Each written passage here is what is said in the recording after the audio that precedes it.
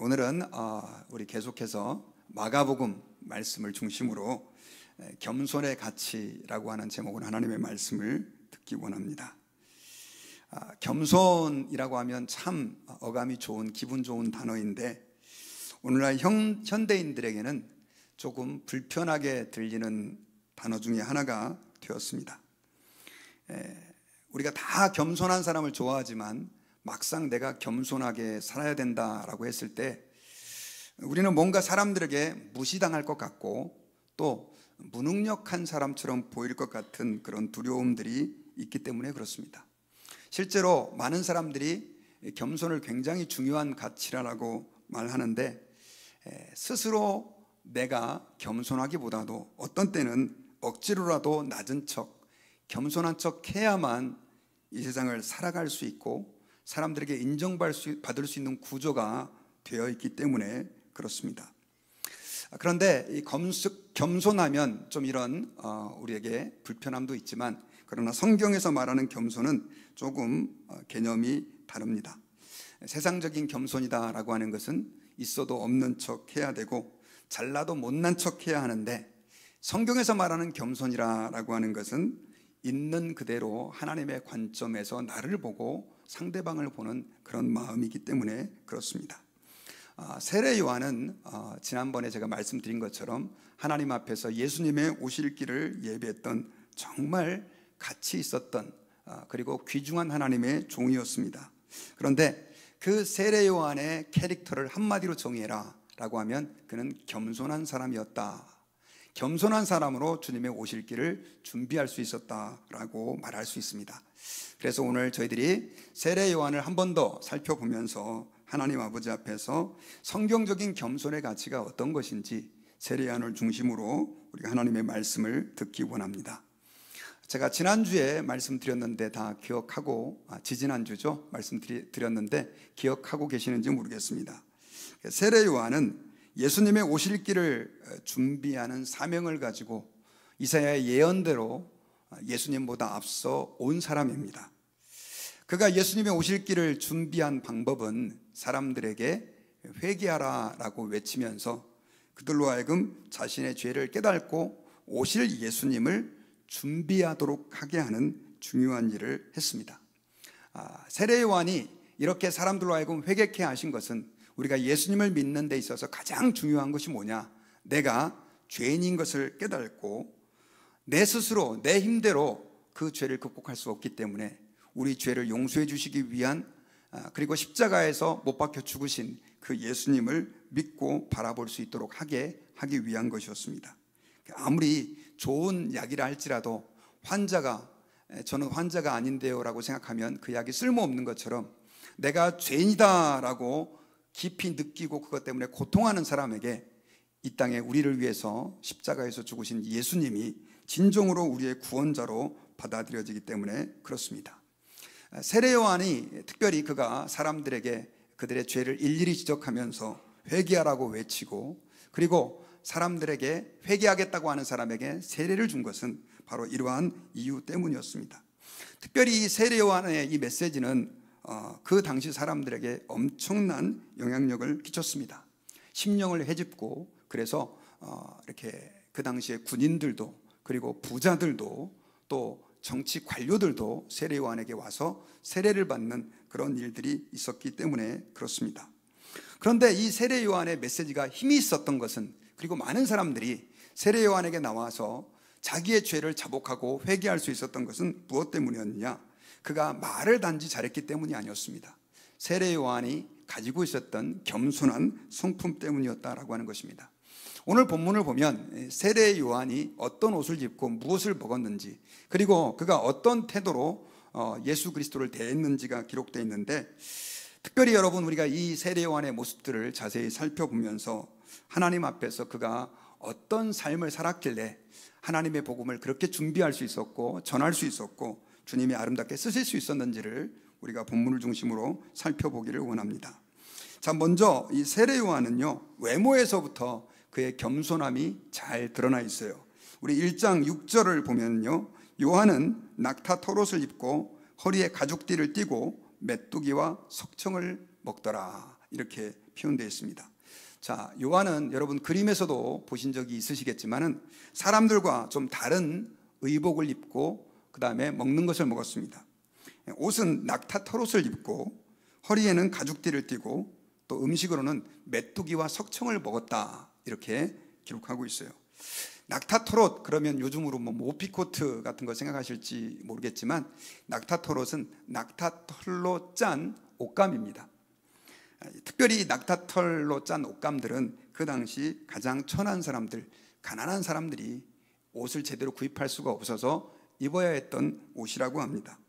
그리고 이 세례 요한은 메뚜기를 먹고 그리고 석청을 먹었다, 이렇게 표현되어 있는데, 여러분 이 오늘 본문에 나오는 메뚜기다라고 하는 것은 사실은 우리가 알고 있는 그런 메뚜기를 의미하는 것이 아니라 쥐엄 열매를 의미한다라고 우리가 이해해야 합니다.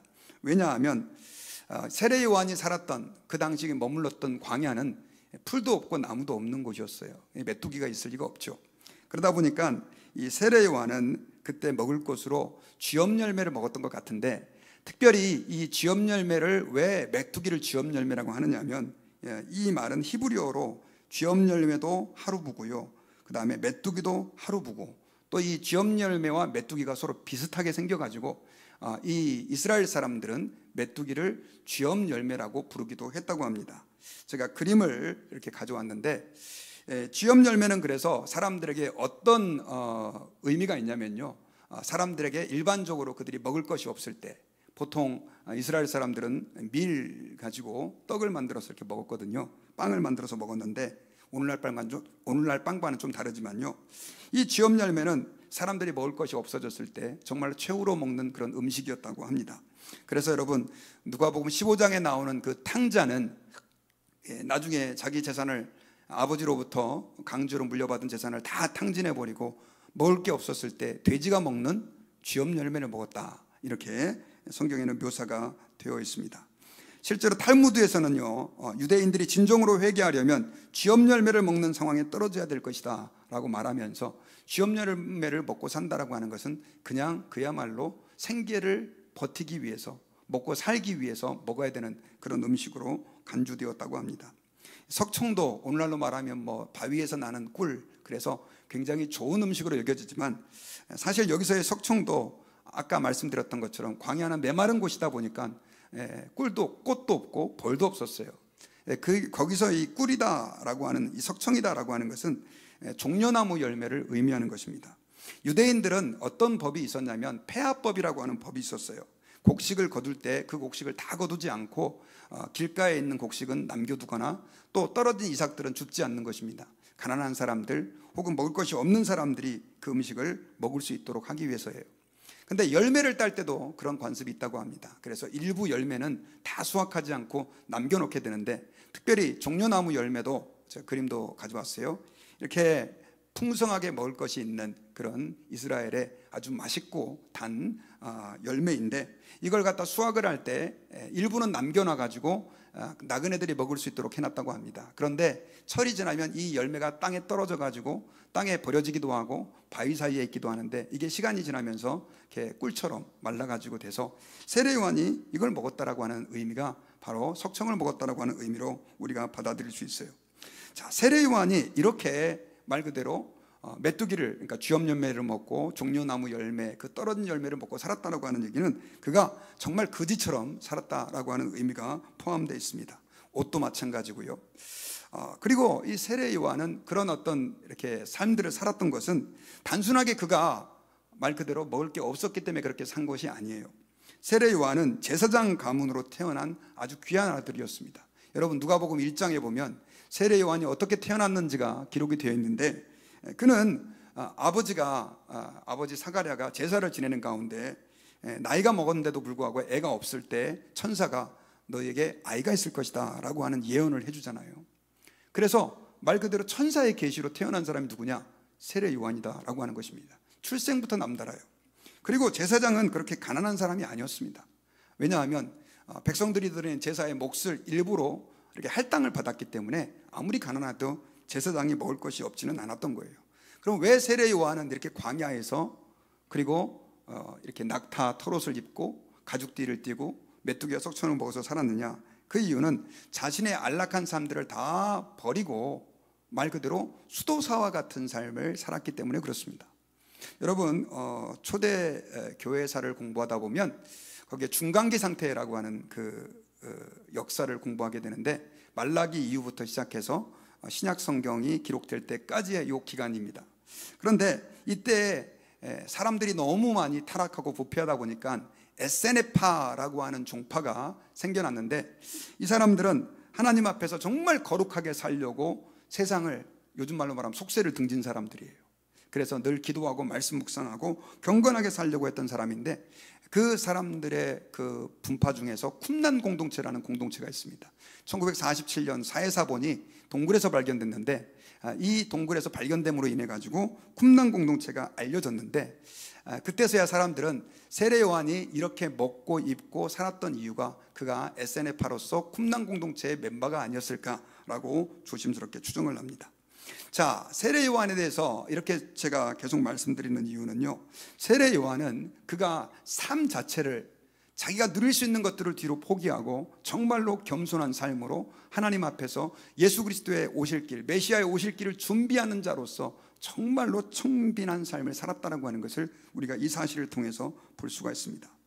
그는 이렇게 외적으로 하나님 앞에서 겸손한 삶, 또 의식주의 삶들을 살았을 뿐 아니라 마음으로도 굉장히 그는 하나님 앞에서 겸손한 마음을 가지고 있었던 것을 볼 수 있습니다. 우리 7절을 같이 보면요, 같이 한번 읽어볼까요? 7절, 시작. 그가 전파하여 이르되 나보다 능력 많으신 이가 내 뒤에 오시나니 나는 굽혀 그의 신발끈을 풀기도 감당치 못하겠노라. 자, 요한은 그렇게 낙타 털옷을 입고 메뚜기와 석청을 먹었을 뿐 아니라 그는 예수 그리스도 앞에서 굉장히 겸손한 마음을 가지고 있었는데, 예수님과 자기를 비교하면서 나는 굽혀서 그 예수 그리스도의 메시아의 신발끈을 풀기도 감당할 수 없는 사람이다 라고 자기 자신을 표현하고 있습니다. 여러분, 신발끈을 푼다라고 하는 개념은 당시 사람들이 샌들을 신고 있었기 때문에 이렇게 길을 가다 보면 발이 더러워지잖아요. 그래서 누구 집에 방문을 하면 그 집의 종들 가운데서도 제일 천한 종이 그 손님들의 신발끈을 풀어서 발을 씻기는 일을 했습니다. 그런데 세례 요한은 예수님과 자기를 비교하면서 나는 그분의 신발끈을 풀기에도 합당치 않은 사람이다 라고 이야기를 했습니다. 그리고 여러분, 이 마태복음 3장 14절에서 예수님께서 이 세례 요한에게 세례를 받으러 오실 때, 그때 이 세례 요한은 예수님에 대해서 내가 당신에게 세례를 받아야 할 텐데 어떻게 당신이 제게 오십니까? 라고 말하면서 예수님 앞에서 자기 자신을 낮추는 그런 겸손을 표현했습니다. 그리고 요한복음 3장 26절에 보면은요, 이 요한의 제자들이 나중에는 이제 예수님과 세례 요한이 함께 공동으로 사역하던 시기가 있습니다. 짧은 기간이었지만 세례 요한은 예수님을 계속해서 전하고 사람들에게 내가 지금 너희에게 세례를 주지만 내 뒤에 오시는 그분은 성령으로 세례를 줄 것이다 라고 말하면서 예수님을 전했는데, 예수님이 사역 초기에 사람들에게 말씀을 전하면서 세례를 주다 보니까 세례 요한의 제자들이 뿔이 났습니다. 왜 뿔이 났느냐? 이제 자기에게 다 세례 요한에게 왔던 사람들이 이제 누구에게 갑니까? 예수님에게 가니까 세례 요한의 제자들이 불평하면서 요한복음 3장 26절에서 라삐여, 요단 건너편에 선생님이 말하던 그가 세례를 베푸는데 사람들이 다 그에게로 갑니다 라고 이야기를 합니다. 그때 요한은 요한복음 3장 28절과 30절에서 분명하게 이렇게 얘기를 합니다. 내가 말한 바 나는 그리스도가 아니요 그의 앞에 보내심을 받은 자라고 한 것을 증언할 자는 너희다. 자, 이 말은 나는 그리스도가 아니다, 그리고 내가 그의 앞에서 보내심을 받은 사람이라고 말할 사람들은 너희들이다, 이런 거 가지고 불평하지 말아라 라고 이야기를 하고 있고요. 30절에서는 그는 흥하여야겠고 나는 쇠하여야 하리라 라고 말하면서 자기 자신은 더 사그라들어야 되고 예수님은 더 흥해야 된다라고 고백을 했다라고 하는 것입니다. 세례 요한은 자기 자신이 스포트라이트를 받는 것을 원하지 않고 오히려 예수 그리스도께 그 모든 공을 돌리는 그런 겸손한 사람이었다는 것입니다. 그리고 여러분, 이 죽음도 세례 요한이 나중에 이제 여러분 그 헤롯의 죄를 지적하다가 죽임을 당하잖아요. 그 헤롯은 자기의 남동생의 아내를 자기 와이프로 뺏어 왔어요. 그러다 보니까 이 말 그대로 그 헤로디아가 이걸 불편하게 생각해가지고 결국 이 헤롯 왕에게 부탁을 해서 세례 요한을 감옥에다 가둬버립니다. 그리고 그의 딸을 이용해가지고 목을 잘라버리는 그런 일이 있었는데, 세례 요한은 그 일로 인해 가지고 이제 역사의 뒤안길로 사라져버리죠. 사실 세례 요한이 헤롯의 그 죄를 지적했을 때 자기가 감옥에 갇히고 그리고 또 죽임까지 당할 수 있을 것이다라고 하는 것을 몰랐을 리가 없습니다. 그럼에도 불구하고 그가 그렇게 한 것은 이제는 예수님은 흥해야 되겠고 나는 쇠해야 되겠다라고 하는 그런 소원 때문에 말 그대로 어떻게 말하면 스스로 그 길을 선택했는지도 모른다는 것이죠. 어쨌든 이러한 모습 속에서 보여지는 세례 요한은 철저하게 예수 그리스도를 드러내고 자기 자신을 낮추는 그런 삶들을 살았던 겸손한 사람인 것을 알 수 있습니다. 근데 이렇게 말씀을 드리니까 목사님, 예수님 앞에서 자기 자신을 낮추는 게 너무 당연한 거 아닙니까? 이렇게 생각할 수 있을지 모르겠습니다. 하지만 세례 요한의 이 겸손은 결코 쉬운 것이 아니었어요. 왜냐하면 마태복음 3장 5절과 6절을 보면은요, 세례 요한이 얼마만큼 사람들에게 많은 지지와 인기를 얻고 있었는지를 우리는 알 수가 있는데, 3장 5절부터 6절에 보면 이때 예루살렘과 온 유대와 요단강 사방에서 다 그에게 나와 자기들의 죄를 자복하고 요단강에서 세례를 받더니, 자, 세례 요한의 인기는 그 지역의 몇몇 사람들이 아니라 예루살렘과 유대 지역 전체, 쉽게 말하면 나라 전체의 사람들이 세례 요한에게 나와서 자기들의 죄를 자복하고 요단강에서 그에게 세례를 받았다라고 기록하고 있어요. 그가 뭐 그렇게 대단하길래 이 사람들이 거기까지 와가지고 자기 죄를 자복하고 회개까지 했겠습니까? 세례 요한의 명성은요, 사실 온 나라에 자자했고요, 세례 요한이 끼치는 종교적 정치적 영향력은 한마디로 대단했습니다. 그렇게 될 수밖에 없었던 이유가 말라기 이후로 400년 동안 이스라엘에 선지자가 없었어요. 하나님은 그렇게 침묵하셨다가 요한을 통해서 이제 하나님의 메시지를 선포하다 보니 사람들은 그 요한의 메시지에 열광하고 이제 하나님의 나라가 도래할 모양이다, 이제 메시아가 오실 모양이다, 이렇게 생각하면서 그들은 엄청난 기대를 가지게 됐다는 것입니다. 오늘날로 말하면 여러분, 가장 유명한 목사, 빌리그레암 목사님, 그 정도의 명성을 넘어선 사람이 누구냐? 세례 요한이다라고 말할 수 있는 것이죠. 심지어 여러분, 세례 요한이 너무 인기가 있으니까 제사장들과 레위인들까지도 요한에게 사람을 보내가지고 네가 오실 메시아냐라고 물었을 때 요한은 아니다, 나는 그가 아니다 라고 명백하게 이야기를 한 것을 보면 이 예수님의 인기가 세례 요한의 인기가 얼마만큼 대단했는지를 알 수가 있죠. 자, 여러분, 우리가 사람들로부터 존중받고 영광받고 인기가 하늘을 찌를 때 겸손하게 자기의 위치를 인식한다라고 하는 것은 사실 굉장히 어려운 일입니다. 그럼에도 불구하고 세례 요한은 하나님께서 자기에게 주신 사명의 한계를 알았어요. 그것은 내가 예수 그리스도의 오실 길을 준비하는 자다, 나는 그리스도가 아니다, 나는 그분의 신발끈을 풀기에도 합당하지 않은 작은 자다라고 하는 것을 이야기하셨습니다. 여러분, 세례 요한의 이런 어떤 겸손한 성품은 하나님께서 예수 그리스도의 오실 길을 준비하는 아름다운 도구가 되었다라고 하는 것을 우리는 기억해야 합니다. 예수님은 세례 요한에 대해서 이런 평가를 내렸습니다. 마태복음 11장 11절에서 여자가 낳은 자 중에 세례 요한보다 큰 이가 일어남이 없도다. 세례 요한보다 큰 이가 없도다. 세례 요한이 유명해서가 아니라, 세례 요한이 많은 사람들에게 인기가 있어서가 아니라, 그는 자기의 한계를 정확하게 인식하는 겸손한 사람이었기 때문에 그렇습니다.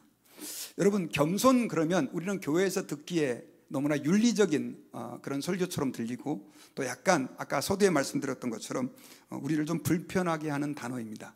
그러나 여러분, 예수님은 겸손의 왕이십니다.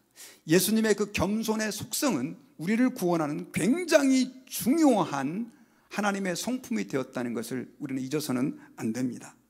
여러분, 예수님은 온 우주의 창조자이시고 우리를 섭리하시는 분이십니다. 왕 중에 왕이시고 만왕의 왕이라고 할 수 있는 그분입니다. 그런데 이분이 그 하나님의 영광의 보좌를 겸손함으로 버리시고 사람이 되셨어요. 예수 그리스도의 그 겸손한 마음이 성육신을 가능하게 했다는 것입니다. 그리고 예수님은 이 땅에 오실 때에도 가장 낮은 말구 위에 오셨습니다. 그리고 예루살렘에 입성하실 때에도 겸손하셔서 나귀를 타셨다, 이렇게 기록되어 있습니다. 예수님은 가장 높임 받으셔야 할 그분이 친히 더러운 제자들의 발을 씻기면서 너희들도 이렇게 섬기는 자가 되라 라고 말씀을 하셨습니다.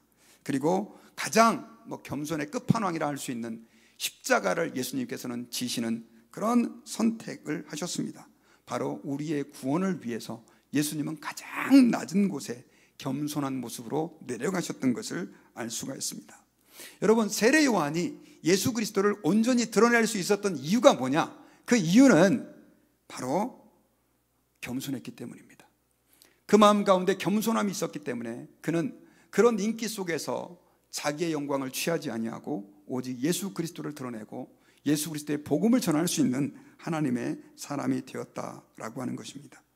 여러분, 특별히 여러분 세례 요한의 이런 모습을 보면서 오늘 우리가 한번 하나님 앞에서 돌아보면서 생각해야 할 모습이 있습니다. 그것은 뭐냐면, 겸손하면 사람들에게 인정받고 겸손하면 좋은 거지, 이 정도의 차원이 아니라 겸손은 우리 그리스도인들이 꼭 가져야 할 만한, 꼭 가져야만 하는 예수 그리스도의 성품이다라고 하는 것입니다. 우리가 하나님 앞에서 겸손할 때 우리는 내가 죄인인 걸 알게 되고 예수님이 나를 사랑하심을, 그리고 그분의 구원의 초청을 받아들일 수 있게 될 뿐 아니라 이 땅 가운데서 내가 예수님의 인도함을 받을 수 있기 때문에 우리에게 겸손이다라고 하는 것은 절대적으로 중요하다라고 하는 것입니다. 세상 사람들은 자기의 명예와 출세 또 존경받는 걸 위해서 겸손을 선택합니다. 그래서 어떤 사람들은 겸손은 우리 인생에 있어서 성공에 엄청나게 중요한 처세술입니다. 우리 겸손하게 살아야 됩니다, 이렇게 이야기하는 사람들도 있습니다. 그러나 여러분, 성경에서 말하는 겸손이라고 하는 것은 그런 처세술, 겸손한 척 해가지고 얻어지는 그런 것들을 얘기하는 게 아니에요. 성경에서 말하는 겸손은 하나님 앞에서 내가 진짜 어떤 사람인가 하는 것을 제대로 보는 안목이 생겨지는 거예요. 사람들이 아무리 나를 따르고 나를 높여주고 칭찬해주고 나를 환호해도 나는 이런 사람입니다 라고 볼 수 있는, 이게 바로 뭐냐? 하나님 앞에서의 겸손이라는 거죠. 세례 요한이 바로 그랬잖아요. 사도 바울도 그랬습니다. 사도 바울은 예수님 다음으로 위대한 사람이다라고 얘기를 해도 과언이 아닙니다. 성경을 13권이나 썼고요. 그리고 3차 전도여행을 통해서 전 세계의 교회를 세운 위대한 선교사요 사역자입니다. 사도입니다. 그런데 사도 바울이 자기를 어떻게 평가했을까요? 에베소서 3장 8절에 보니까 그는 이렇게 자기 자신을 평가합니다. 모든 성도 중에 지극히 작은 자보다 더 작은 나에게 이 은혜를 주신 것은 측량할 수 없는 그리스도의 풍성함을 이방인에게 전하게 하시고. 자, 여기서 노란 글씨로 되어 있던 부분 있죠? 자, 같이 한번 다 같이 읽어보십시다. 시작. 모든 성도 중에 지극히 작은 자보다 더 작은 나에게 이 은혜를 주신 것은. 자, 자기 자신을 뭐라고 얘기를 해요? 지금 그가 살고 있었던 시대의 모든 성도들 중에서 지극히 작은 자보다 더 작은 나라라고 소개를 하고 있어요. 여러분들은 여러분들 자신을 다른 성도가 비교했을 때 어느 정도의 사람이라고 생각하십니까? 저는 50점은 안 돼도 한 60, 70점은 될 것 같아요. 혹시 이렇게 생각하십니까? 목사님, 저는 맨날 교회도 잘 안 오고 그리고 사고만 치는 저 크리스찬에 비하면 저는 괜찮은 사람이에요, 이렇게 혹시 생각하고 계신 분들이 계십니까? 실제로 우리 주변에는 그렇게 말도 안 되는 행동을 하는 크리스천들이 많습니다. 그런데 이 위대한 일을 했던 사도 바울은 모든 성도 중에 지극히 작은 자보다 더 작은 나라라고 자기 자신을 인식하고 있었어요. 이게 지어낸 말일까요? 아닙니다. 사도 바울은 실제로 자기 자신을 그렇게 생각했어요. 그는 예수님을 믿는 사람들을 핍박하고 잡아 가두고 죽이는 일에 동참했단 말이에요. 다른 성도들 가운데 그 정도까지 한 사람은 없더라는 거죠. 이것은 겸손이 아니었습니다. 그런 내가 하나님 앞에 은혜를 입었다라고 자기 자신을 제대로 볼 수 있었던 거예요. 여러분, 성경에서 말하는 겸손이다라고 하는 것은 어떻게 하는 척하는 게 아닙니다. 나의 실체를 보는 거예요. 내가 하나님 앞에서 어떤 사람인지를 아는 것이죠. 내가 아무리 많은 일을 이루고 성과를 거뒀다 할지라도 그러나 그것이 내 힘과 능력으로 된 것이 아니다라고 하는 것을 깨닫는 것입니다. 그러므로 여러분, 우리 그리스도인들에게는 겸손이 필요합니다. 겸손은 주님께로 다가가게 하는 굉장히 중요한 우리의 성품 중에 하나이기 때문에 그렇습니다. 여러분, 우리가 이 땅에서 무언가를 할 수 있었다고 한다면 주님이 우리를 살 수 있게 주셨기 때문입니다. 내가 교회에서 사람들에게 칭찬을 받고 뭔가를 이룰 수 있었다고 한다면 그것은 내가 열심히 해서가 아니라 주님이 우리로 하여금 예수님을 믿게 해주셨고 주님이 은혜를 주시고 건강을 주셨기 때문에 그 일이 가능했던 것입니다. 그럼에도 불구하고 우리는 얼마나 자주 이걸 잃어버리고 마치 내가 대단한 사람인 것처럼 착각을 하고 주님 앞에서 내 영광과 내 이 존귀를 위해서 그렇게 애써서 수고하며 살아가는지 모릅니다. 여러분, 우리 하나님 아버지 앞에서 오늘 세례 요한을 보면서 하나님, 제 마음 가운데에도 주의 성령의 빛을 비춰주셔서 내가 어떤 사람인지를 제대로 볼 수 있는 그런 은혜를 허락해 주십시오 라고 기도하는 저와 여러분들이 되실 수 있기를 주님의 이름으로 부탁드립니다. 존 파이퍼 목사님은 겸손한 사람의 6가지 모습이라고 하는 글에서 제가 다는 말씀드리지 못하고 겸손한 사람은 그래서 이런 증거가 나타난다라고 몇 가지 얘기를 했습니다. 그 중에 한 가지가 겸손이란 예수님이 받으신 것보다 더 나은 대접을 받으려 하지 않는 것이다 라고 하는 얘기를 했습니다. 그리고 겸손한 사람은 악을 악으로 갚지 않는 사람이다. 겸손이란 자신의 모든 지식과 믿음이 하나님의 은혜에 달려있음을 아는 것이다. 그리고 겸손한 사람은 자신이 실수할 수 있다는 것을 알기에 비판을 수용하고 배우는 사람이다 라고 하는 것을 얘기했습니다. 제가 6가지 다는 말씀드리지 못하고 참 맞는 얘기인 것 같아요. 우리가 하나님 아버지 앞에서 겸손하다라고 하는 것은 특별히 분명한 삶의 흔적이 나타나는 마음의 자세라고 하는 사실을 우리는 잊지 않아야 합니다. 자, 그렇다고 한다면 이 세례 요한은 어떻게 이렇게 겸손할 수 있었을까요? 그리고 우리가 하나님 앞에서 이런 겸손한 성품을 어떻게 가질 수 있을까요?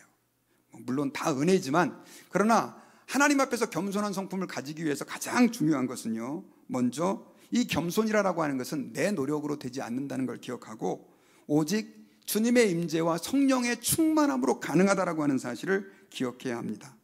그 앤드류 머레이 목사님은 이런 얘기를 했습니다. 겸손은 성령의 충만함을 통해 내주하시는 그리스도께 참여하고 예수님이 우리 안에 거하실 때 비로소 능력으로 다가온다, 이런 얘기를 했습니다. 예수님이 내 안에 내주하시되 그분이 충만하게 나를 지배하실 때 우리가 겸손해질 수 있다는 거예요. 오늘은 내가 반드시 겸손해야지 아무리 다짐을 해도 이거 갖고 되는 게 아니라 예수님이 내 안에 내주하시고 그분이 충만하게 나를 지배할 때 겸손해진다는 거예요. 왜냐? 우리는 하나님 앞에서 내 자신을 객관적으로 봤을 때 죄인이라고 하는 단어 말고는 내세울 단어가 없기 때문에 그렇습니다. 내가 하나님 앞에서 무언가 작은 것이라도 할 수 있다고 한다면 그것은 주님의 은혜이고 주님이 나를 도와주셨기 때문에 가능한 일이다라고 하는 것을 우리는 기억해야 합니다. 그러므로 여러분, 특별히 저와 여러분들이 예수 그리스도를 다 믿고 계시죠? 믿고 있다고 한다면 그냥 믿을 뿐 아니라 그분이 충만하게 나를 지배하고 내 생각과 삶을 이끄시도록 우리는 주님 앞에서 우리의 삶을 예수님께 내어 맡겨드려야 됩니다. 예수님은 자신에 대해서 나는 마음이 온유하고 겸손하니 내게 배우라, 나의 멍에를 베고 내게 배우라라고 주님은 말씀하셨어요. 예수님의 성품 중에 가장 중요한 성품이 뭐냐? 바로 겸손이기 때문에 그렇습니다. 그러므로 여러분, 저와 여러분들이 신앙생활할 때 자꾸만 성경을 읽고 또 주님 앞에 기도하는 이 과정, 성경을 읽을 때도 내가 뭐 얻어내고 또 뭐 받아내고 알아내려고 있는 게 아니라 주님이 어떤 분인가, 주님을 알아내고 또 주님을 사모하는 마음으로 성경을 읽고 기도할 때도 우리가 필요한 것들을 하나님께 열심히 간구도 해야 되겠지만 그러나 주님, 내가 하나님 앞에서 어떤 사람인지를 좀 깨우쳐 주십시오 라고 하는 마음으로 우리의 죄악을 발견하고 부족함을 발견할 수 있도록 우리는 기도해야 합니다. 그렇게 될 때 우리는 내가 하나님 앞에서 진정으로 어떤 존재인지를 발견할 수 있게 되는 것이죠. 여러분, 우리가 왜 말씀과 기도로 거룩해지고 왜 그렇게 교회에서는 자꾸만 힘들고 어렵게 말씀, 기도 이렇게 얘기하느냐? 우리는 말씀과 기도가 아니면 나도 모르는 사이에 교만해지고 내가 뭐 대단한 사람인 것처럼 착각을 하게 되기 때문에 그렇습니다. 말씀과 기도를 통해서 우리는 하나님을 알게 되고, 하나님을 알 때 우리 자신이 어떤 존재인지를 비로소 그때 알아갈 수 있기 때문에 그렇습니다. 그러므로 여러분, 저와 여러분들 가운데 이런 은혜가 있기를 주님의 이름으로 부탁드립니다. 특별히 이렇게 겸손한 사람들, 하나님 아버지 앞에 겸손한 마음을 가지고 오직 주님만이 나의 힘이요 도움이다라고 고백하는 사람들은요, 주님이 우리를 높여주시겠다고 약속을 하셨습니다. 여러분, 세례 요한은 그렇게 부족한 사람으로 어떻게 말하면 예수님의 길을 준비하다가 그렇게 말 그대로 안타깝게 이렇게 이런 세상을 떠났지만은, 그러나 여러분, 예수님이 그랬잖아요. 여자가 낳은 자 중에 세례 요한보다 큰 자가 없다. 이거 얼마나 대단한 명예입니까? 주님의 인정이 있는 거죠. 우리가 이 땅에서 많은 일을 성취했다고 주님이 기뻐하고, 내가 뭔가 많은 것을 얻었다고 해서 주님이 우리를 칭찬하지 않습니다. 주님 앞에서 겸손한 마음으로 오직 주님만이 나의 주인이라고 고백하며 살아갈 때 그 인생은 진정으로 가치 있는 것이죠. 겸손한 사람에겐 그 은혜를 주십니다. 우리 빌립보서 2장 9절과 10절에 보면요, 예수님에게 대해서도 주님이 하늘 영광을 버리시고 사람이 되신 그분을 높여주셨다고 말하면서 이렇게 성경에서 기록합니다. 자, 우리 같이 한번 읽어볼까요? 시작. 이러므로 하나님이 그를 지극히 높여 모든 이름 위에 뛰어난 이름을 주사 하늘에 있는 자들과 땅에 있는 자들과 땅 아래에 있는 자들로 모든 무릎을 예수의 이름에 꿇게 하시고. 자, 가장 낮은 곳까지 가셨던 그 예수님을 하나님은 지극히 높여서 모든 이름 위에 뛰어난 이름을 주시고, 이 세상의 모든 통치권과 심판권까지 우리 예수 그리스도께 하나님 아버지는 위임해 주셨던 것을 우리가 기억해야 합니다. 잠언 29장 23절에서는요, 사람이 교만하면 낮아지게 되겠고 마음이 겸손하면 영예를 얻을 것이다 라고 하는 약속을 우리에게 주셨습니다. 여러분, 우리가 하나님 앞에서 겸손하게 산다고 해서 절대 망하지 않습니다. 오히려 주님은 우리를 높여주시고 우리를 책임져 주실 것으로 믿습니다. 제가 겸손의 능력이라고 하는 책에 보니까 겸손했을 때 우리는 세상적으로 참 많은 이득을 얻을 수 있다라고 하는 얘기를 하더라고요. 그 가운데 한 가지가 특별히 제 마음에 좀 많이 끌렸는데, 그게 뭐냐면 우리가 겸손할 때 세상의 평가나 비판에 흔들리지 않게 되는 그런 은혜, 축복이 있대요. 여러분, 만약에 내가 하나님 앞에서 나의 실체를 알고, 내가 하나님 앞에서 주의 은혜가 아니면 내가 아무것도 아니라는 것을 알고 인식하고 살아간다고 할 때 누군가 나를 비판했어요. 기분이 나쁠까요? 누군가 나를 칭찬했어요. 기분이 우쭐해질까요? 뭐 칭찬받으면 기분은 좋겠죠. 비판받으면 좀 기분이 별로 안 좋겠지만, 그러나 그것 때문에 우리 삶이 그 칭찬 한마디에 확 올라갔다가 비판 한마디에 나락으로 떨어지는 이런 롤러코스터 같은 인생을 경험하지 않는다는 거죠. 여러분, 주님 앞에서, 하나님 앞에서 나는 어떤 존재입니까? 에베소서 2장에서는 허물과 죄로 죽었던 너희, 하나님의 원수였던 너희라고 얘기하고 있어요. 그런 우리를 주님이 사랑하셔서 우리를 구원해 주셨고, 지금 내가 오늘 이 자리에 설 수 있게 됐다는 걸 안다고 한다면 그 사람은 세상의 평가나 비판이나 판단에 흔들리지 않는 축복이 생겨지게 됩니다. 그리고 그 사람은 자신감이 생겨요. 왜냐하면 남들이 나를 어떻게 평가할 것인가, 이 중요한 문제가 아니거든요. 너무나 많은 성도들이 남들이 나를 어떻게 평가할 것인가에 연연하면서 그렇게 가슴을 졸이면서 불안하게 살아가고 있습니다. 교회 안에서도 많은 성도들이 남들의 평가 때문에 울기도 하고 웃기도 합니다. 여러분, 세상 사람들의 평가는 다 달라요. 그러나 정말 하나님 앞에서 겸손한 사람은 하나님이 나를 어떤 관점에서 보신다라고 하는 분명한 인식이 있고 그 확신이 있습니다. 그리고 그 확신이 있는 사람들은 사람들을 대할 때 늘 안정적이고요, 그러다 보니까 그 사람들은 다른 사람과의 관계가 좋아지는 축복이 있게 됩니다. 주님이 겸손한 자를 높여주신다라고 하는 의미는 저는 이러한 축복까지도 포함한다고 믿습니다.